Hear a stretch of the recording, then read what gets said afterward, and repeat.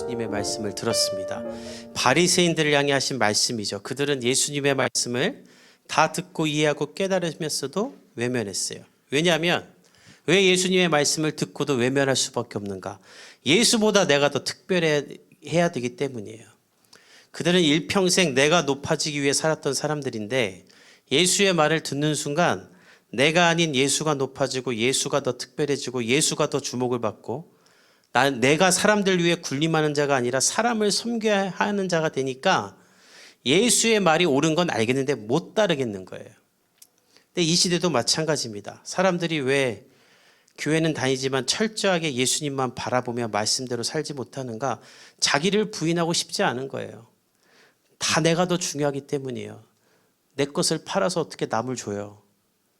못하는 거예요. 내 인생 살고 싶고 내 맘대로 살고 싶고 먹든지 맞으시든지 내 자유대로 살고 싶은데 이건 뭐 다 하나님의 영광을 위해 하래. 숨 막히는 거예요. 그러니까 무당을 찾아가는 겁니다. 무당 얼마나 좋아요.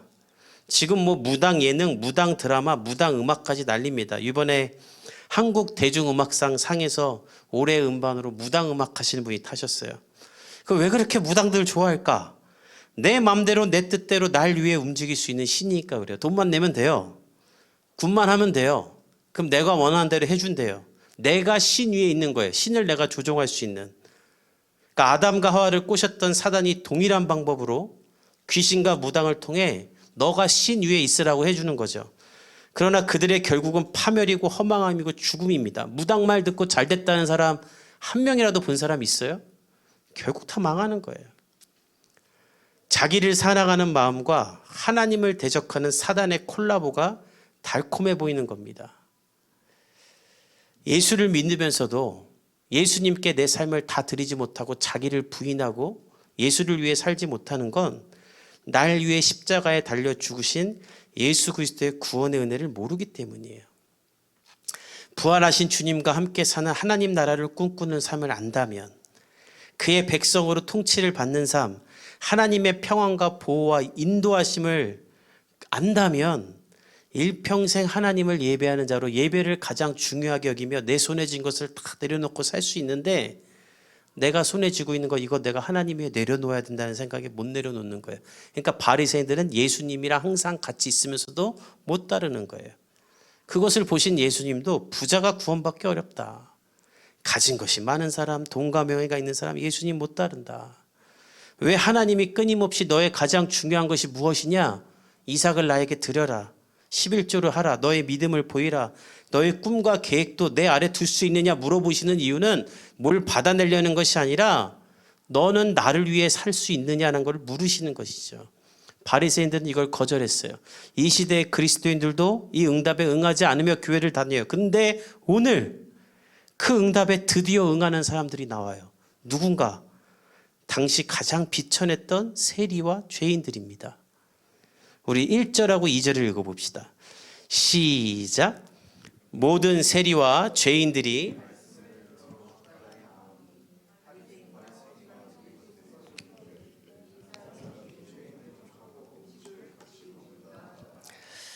세리는 이스라엘 전체에서 가장 천대받는 사람들이었죠. 로마에 붙어서 이스라엘 민족, 자기 민족 사람들의 책임을 걷는 자들인데 정해진 세액보다 더 많이 뺏었고 개인의 부를 축적했습니다. 그래서 법정에서 증언할 자격도 없는 사람들이었어요. 세리만은 믿을 게 못 된다. 또 죄인은 어떤 사람인가? 당시 가장 경멸을 받던 소외계층이나 병등자, 창녀를 비롯한 사람들을 말하는데 여기에 더해서 목자 같은 사람들도 더했어요. 가난한 사람들. 왜냐하면 이 사람들은 양을 치니까 안식일을 못 지켜요. 율법을 못 지켜요. 그러니까 바리새인들은 이건 죄인이다. 율법대로 살지도 않느니. 그러면서 그냥 통틀어서 다 죄인이라고 했어요. 바리새인들은 그들과 상종도 안 하고 그들을 구원받지 못할 자로 낙인을 찍었는데, 근데 그런 자들이 예수님 말씀 전할 때 그 말씀을 귀로 듣고 마음에 새기고 따르고 있는 거예요. 그래서 예수님도 그들을 영접하고 함께 식사를 합니다. 전 여러분들이 예수님 앞에 이런 사람들 될 수 있기를 간절히 축복합니다. 예수님은 그들을 받아주세요. 바리새인들은 더럽다. 내가 너희들하고 어떻게 같이 있냐 하지만 예수님은 아니다. 나에게 오라 하는 거예요. 바리새인들은 오늘 보면 이것을 보고 수군거리기 시작합니다. 왜냐하면 이건 놀라운 일이에요. 또 이 수군거리다가 원문을 보면 원망하다는 말로 어떻게 저럴 수 있느냐라는 말이에요. 왜냐하면 예루살렘 성전이 파괴된 이후 유대인들은 각 가정의 식탁을 성전의 제단을 대신하는 장소로 여겼습니다. 성전이 없어졌어요. 교회가 없어지니까 예배 드릴 데가 없죠. 그러니까 사람들이 가정마다 이 식탁에서 예배를 드리자. 그래서 식탁을 작은 제단 위로 부르면서 식사 자리가 예배 자리로 여긴 거예요.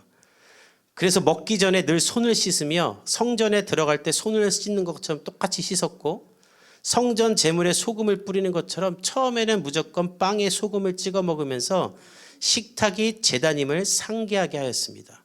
그리고 밥만 먹는 것이 아니라 지혜를 나누고 말씀을 나누었어요.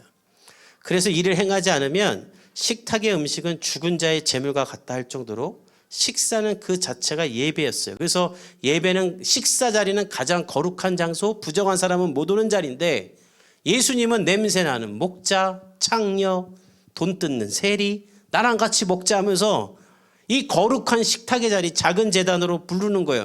그리고 공동체를 이루는 거예요. 이건 너무나 충격적인 사건인 거예요. 노숙자들 다 들어와라, 나랑 먹자. 예수님은 다 받아주는 거예요. 사랑하는 성도 여러분, 이 예배 자리가 왜 중요한지 아세요? 예수님이 한 주간 세상에서 더럽고 냄새나고 싸우고 불평하고 그렇게 살던 우리 향해, 야 너희가 어디 여기 들어와, 나가, 이게 아니라 들어와라. 너희가 냄새나던 더럽던 실패했던 너 자신에게 실망했던 상관없이 난 널 책망하지 않아. 너 나와 같이 먹자. 너와 같이 예배하자. 그것이 예배 자리인 거예요. 여기 예배 가운데 예수님의 사랑이 있는 줄 믿습니다. 그래서 예배 가운데 예수님을 부르면 밥에 김 하나만 있어도 행복할 수 있고, 옷이 없고 가난하고 남루하고 병들어도 행복할 수 있어요. 그러나 예수님이 없는 사람은 필요한 게 많아요. 예수님이 없으니까 다 있어야 돼. 바리새인들도 그랬어요. 그들은 예수님이 없으니까 다 있어도 더 높아지고 싶었던 거예요. 그래서 2절에 보면 이 장면을 보고 수군거리는 건데, 일상적인 식사 자리에서도 계급별로 상석과 말석을 구분하는 그들에게 있어서 이 식사 자리는 이해를 할 수 없었고, 또 이해는 못하지만 범접할 수 없는 지혜와 지식과 권능을 가지고 우리가 상종도 안 하는 죄인과 식사를 하니, 이거 정말 하나님의 사랑을 그대로 실천하는 이 예수가 대단해 보이기도 하면서도 또 더 꼴보기 싫은 거예요. 야, 내 이웃을 사랑하라는 말씀을 이렇게 지키는구나. 옳은 건 알겠어. 근데 이렇게 하다가는 우리가 사람들 위해 군림하는 걸 포기해야 되니 싫은 거예요. 그러나 이는 예수님이 이 땅에 오신 목적이었죠. 왜 예수님이 하늘 영광을 버리고 이 땅에 오셔서 고난과 수치를 당하고 십자가에 죽으셨는가? 죄인을 구원하기 위해서. 나와 같은 죄인을 이인이라 인쳐주시고 하나님 아버지를 아바 아버지라 부르며 나아갈 수 있게 하신 것 아닙니까? 여러분, 이 은혜를 여러분이 누릴 수 있기를 간절히 축복합니다. 저는 이 설교를 준비하면서 기억난 찬송이 하나 있어요. 우리 주일학교 때 부르던 찬양인데 여러분 다 알 거예요. 예수께로 가면이라는 찬양이 있어요. 다 알아요? 예수께로 가면 나는 기뻐요. 걱정 근심 없고 정말 즐거워. 예수께로 가면 맞아주시고 나를 사랑하사 용서하세요. 예수께로 가면 손을 붙잡고 어디서나 나를 인도하세요. 예수께로 가면 나는 기뻐요. 이 구절이 중요해. 나와 같은 아이 부르셨어요. 죄인이건 창녀건 냄새가 나던 예수님은 우리를 부르시고 맞아주시고 걱정 근심 없게 해주신다는 거예요. 여러분, 이 예수님을 만나러 여러분의 삶의 자리에서 예수께 가까이 갈 수 있기를 간절히 축복합니다. 그때 새로운 역사가 시작되는 거예요. 아까 기도해 주셨는데 우리는 이 일을 위해 이제 요한서신을 읽을 거예요. 지난주 강의 때 얘기했지만 눈으로 읽으면 안 돼요. 눈으로 읽지 마세요. 마음으로 읽어야 돼요. 하나님 말씀을 들어야 돼요. 성경을 펴고 그 시간을, 머무는 시간을 아까워하지 말고 그거 그냥 읽으면 10분이면 다 읽어요. 그렇게 읽지 말고 한전 읽으면서 이 말씀과 내 삶의 간극을 발견하고 하나님 앞에 머무는 거예요. 하나님은 사랑이다. 나와 있으면 하나님이 사랑인가요? 저는 30년 교회를 다녔는데 이거 모르겠는데요. 이렇게 하나님께 질문하고 가만히 눈 감고 있어 보세요. 하나님이 사랑임을 알려줄 거예요. 맨날 그냥 나 혼자 똑같은 기도 주문해오듯이 달달달달달달달 예수님의 이름으로 기도했습니다. 아멘 하고, 목사님 저는 기도하면 왜 응답이 안 돼요? 너 같으면 응답하겠냐 그렇게 기도하는데. 여러분, 우리가 하나님께 할 말이 많아야겠습니까? 하나님의 말을 내가 들어야겠습니까? 성경을 눈으로 그냥 이렇게 읽는데 하나님의 음성이 들리겠어요? 말씀을 피고 한 글자 한 글자, 한 번 읽었다고 다 읽었다 하지 말고 또 읽고 또 읽고 마음에 새기고, 튀어나오는 말씀 있으면 외우고, 그렇게 말씀을 내 안에 새기면서, 하나님, 제가 요한서 신을 읽을 때 하나님이 나에게 해주는 말씀을 듣게 해주십시오라고 기도하며 읽어보십시오. 주님이 여러분의 삶 가운데 분명히 말씀하실 거예요. 아까 봤던 찬양처럼 그렇게 예수님께 나아가면 정말 예수님이 나와 같은 아이를 부르시며 사랑하는 것을 깨닫게 될 거예요. 예수님은 오늘 그것을 우리에게 보여주시는 거예요. 그런데 바리새인들이 못마땅해 하니 예수님이 비유로 말씀하십니다. 내가 얼마나 한 영혼을 사랑하는지, 내가 이 자리를 얼마나 귀중히 여기는지, 내가 복음의 교회 성도 한 사람 한 사람을 어떻게 생각하는지 너희도 알기 바란다라고 하면서 바리새인들에게 이 비유를 알려주시는 거예요. 우리 3절과 4절을 읽어봅시다. 시작. 예수께서 그들에게 이 비유로 이르시되 너희 중에 어떤 사람이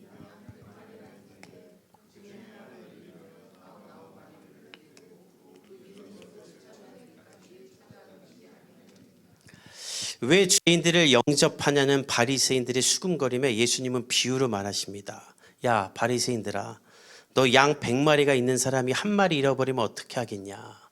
99마리를 두고 찾아다니지 않겠느냐? 이스라엘에서는 300마리 미만의 양을 치는 사람은 영세한 목자로 여겼다고 합니다. 그러니까 100마리는 아주 조금 치는 사람이에요. 근데 그 100마리 양 치는 사람에게 한 마리 양은 어떤 의미냐면 아는 거예요. 이 양이 누군지를. 한 1000마리 넘어가면 세다가 까먹겠죠. 777, 아까 제 셌나 안 셌나, 다시 1부터 세다가 뭐 한 마리 없어진 건 못 세요. 근데 100마리면 내가 100마리 다 아는 거예요. 근데 그 중에 한 마리 어린 양을 잃어버렸다고 생각해 봅시다. 아마 목자는 그 양이 걱정될 거예요. 왜냐하면 양들은 공간에 대한 인지도 없고 위험도 인식하지 못한다고 해요. 그리고 겁도 많답니다. 그래서 실제로 양들을 100마리를 데리고 이렇게 잔잔한 냇가에 가서 물 먹어 이렇게 하면 그냥 발목도 안 오는 빠르게 흐르지도 않은 아주 착착한 냇가인데 그 물이 무서워서 목마른데도 안 마신대요. 막 그냥 가만히 있는데요. 그래서 그 물 먹이는데도 힘들대요. 그래서 목자가 먹어도 된다고 막 얼굴에 살짝 묻혀주면서 겨우겨우 이제 먹게 하려고 하면 그 냇가에 그림자가 비치면서 내 얼굴이 보이잖아요. 그럼 그걸 보고 한번 놀란대요. 자기 그림자를 보고 멍청해가지고. 근데 그림자가 가만히 있으면 먹어도 되나 보나 하고 먹다가 바람이 불어갖고 내 그림자가 흔들리면 유령인 줄 알고 팍 도망간답니다. 근데 문제는 지 혼자 도망가면 되는데 옆에 있는 애가 놀라서 도망가는 걸 보고 100마리가 다 같이 도망간다는 거예요. 물 한 모금도 못 먹고.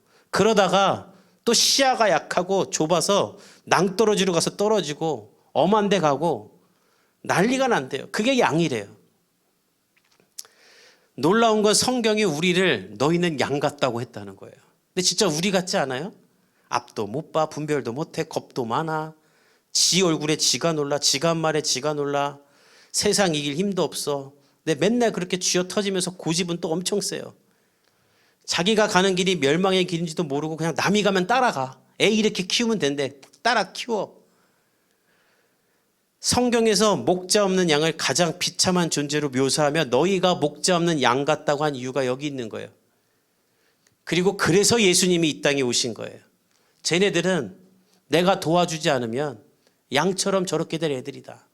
내가 하늘 보좌를 버리서라도 십자가에 달려 죽어서라도 내가 가서 쟤들을 돌봐주지 않으면 쟤들은 저렇게 될 수밖에 없다라고 여기고 예수님은 한 마리 양을 찾아 이 땅에 오신 거예요. 그래서 이사야 53장 6절은 우리가 지금 나눴던 이 이야기를 단 한 절로 이렇게 말합니다. 우리 한번 같이 읽어봅시다. 시작. 우리는 다 양 같아서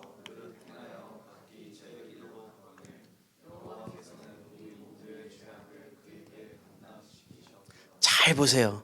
우리는 다 양 같아서 그릇 행하여 각기 제 갈 길로 간다. 양처럼 그냥 목자가 인도한 대로 잘 오지도 않다가 겨우겨우 와갖고 또 지가 혼자 또 딴 데로 가요. 그런 어리석은 양을 위해, 양을 살리기 위해 하나님은 예수님께 모든 죄악을 담당시키며 그들을 살리기로 결정하셨다라는 거예요. 이 담당시키다가 원문을 보면 만나게 하다, 대면하게 하다는 뜻으로 죄 지은 우리와 죄 없는 예수님을 만나게 하여 우리 죄를 예수님께 다 옮겨버리고 예수님이 대신 죽고 우리는 살렸다라는 이야기예요. 예수님은 그렇게 한 마리 영혼을 찾으신다는 거예요. 그리고 어떻게 하시는가? 기뻐하세요. 우리 5절에서 6절 읽어봅시다. 시작. 또 찾아낸즉 즐거워 어깨에 메고 집에 와서 그 벗과 이웃을 불러 모으고 말하되 나와 함께 즐기자. 나의 잃은 양을 찾아난 다음에 목자는 양을 어깨에 메고 온대요. 왜 메고 왔을까요? 유대 풍습의 전통한 에레미야스는 양이 아마 기진맥진해서 움직일 수 없게 되었을 것이다. 애가 목자를 떠나 막 헤매다가 어디로 가야 되나 저기로 가야 되나 하루 종일 울다가 힘들어서 그냥 나를 잡아먹으려면 잡아먹으라고 아무데나 털썩 앉아 있었던 거예요. 근데 그때 목자가 본 거예요. 누가 기뻐해요? 목자가. 양이 기뻐해야지. 내가 길을 잃었는데 나를 찾으러 누가 왔으니까. 근데 양은 힘들어서 가만히 있고 그 양을 찾은 목자가 기뻐한다는 거예요. 여러분이 힘들어서 지쳐 쓰러진 그 자리에서 여러분을 보고 여러분보다 예수님이 더 기쁘신 거예요. 왜? 죄를 내가 구원하니까. 자식을 잃어버렸는데 부모가 찾았어요. 누가 더 기뻐할까요? 부모가 더 기뻐합니다. 길 잃어버렸던 아이는 몰라요, 뭔지도. 예수님이 여러분을 생각해서 그렇다는 거예요. 오늘 이 이야기는 산술적으로 생각하면 말이 되는 게 하나도 없어요. 한 마리 양을 잃어버렸어요. 그러면 그냥 걔 죽든지 말든지 99마리 챙기면 돼요. 근데 그 한 마리 양을 찾으러 가는 거예요. 왜냐하면 그건 오직 하나의 고유한 한 마리니까. 근데 더 놀라운 건 오늘 보면 그 한 마리를 찾았다고 동네 사람들 다 불러 모아 잔치를 한대요. 양 한 마리 찾았다고 양 5마리를 잡아서 잔치를 하는 거예요. 이게 뭐 하는 짓이야? 근데 왜 그렇게 하냐면 예수님에게 그 양 한 마리는 죽어도 되는 양이 아니라 내가 절대 포기할 수 없는 내가 사랑하는 한 영혼이라는 거예요. 그게 바로 우리라는 거예요. 예수님은 끝까지 여러분을 포기하지 않는다는 거예요. 죄인이건 세리건 할 것 없이 나는 너희를 포기하지 않고 끝까지 찾아낸다. 그리고 내가 너희를 구원한다. 너희는 이 사랑을 듣지 않겠느냐. 그리고 그때는 어떤 일이 일어나는가. 우리 7절을 읽어봅시다. 시작. 내가 너희에게 이르노니 이와 같이 죄인 한 사람이 회개하면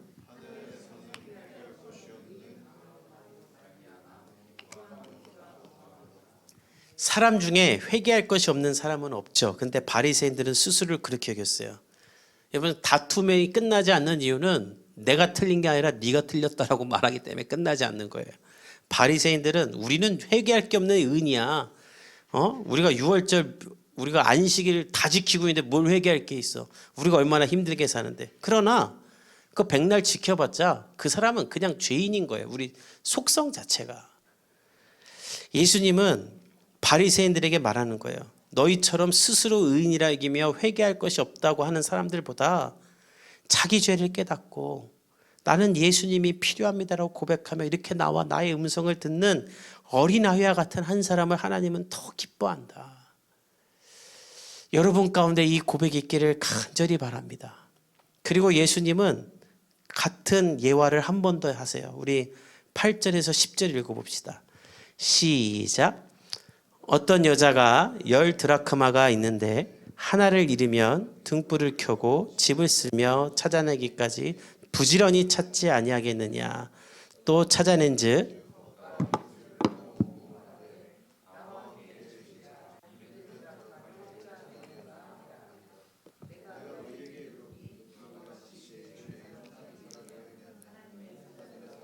기쁨이 되느니라. 이건 아주 특별한 비유인데요. 여러분들 모두가 이 비유는 잘 기억했으면 좋겠어요. 왜냐하면 예수님 시대 때는 여자들이 사람 대접을 받지 못했죠.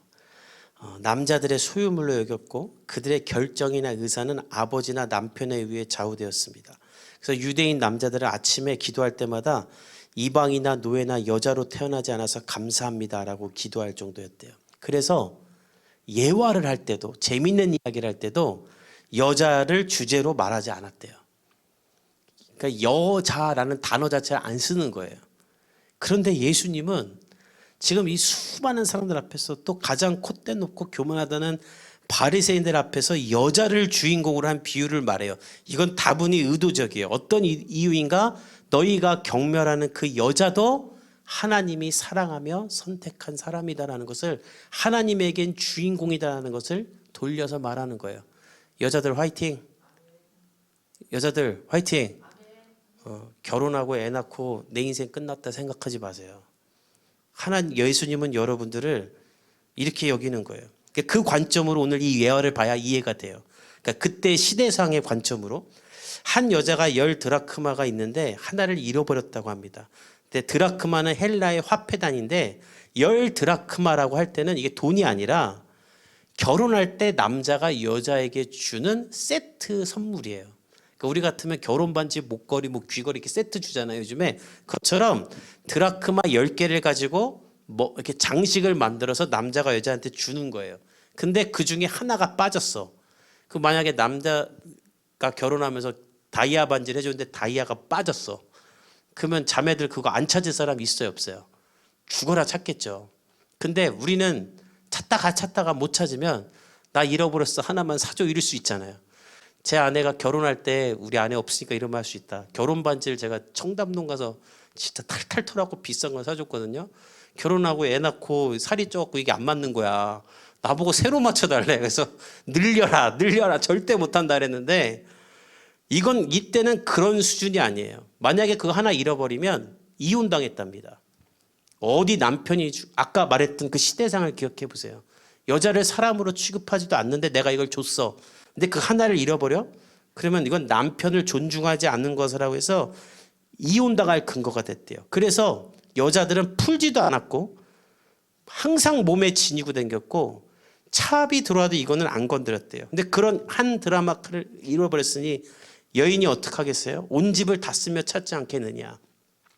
당시 유대인의 집은 창문도 없고요, 먼지가 많아요. 그래서 그 쓸기 시작하면 집이 난리가 납니다. 또 어떤 집은 집안에 마구간도 있고. 하지만 이걸 안 찾을 수 있겠냐는 거예요. 다시 말하면 이 한 드라크마를 잃어버리면 집안에 있는 살림을 다 끄집어내고 쓸면서 찾는다. 예수님이 여러분을 이렇게 찾는다는 거예요. 매일매일 매순간. 근데 우리가 그 예수님께 나아가냐는 것이죠.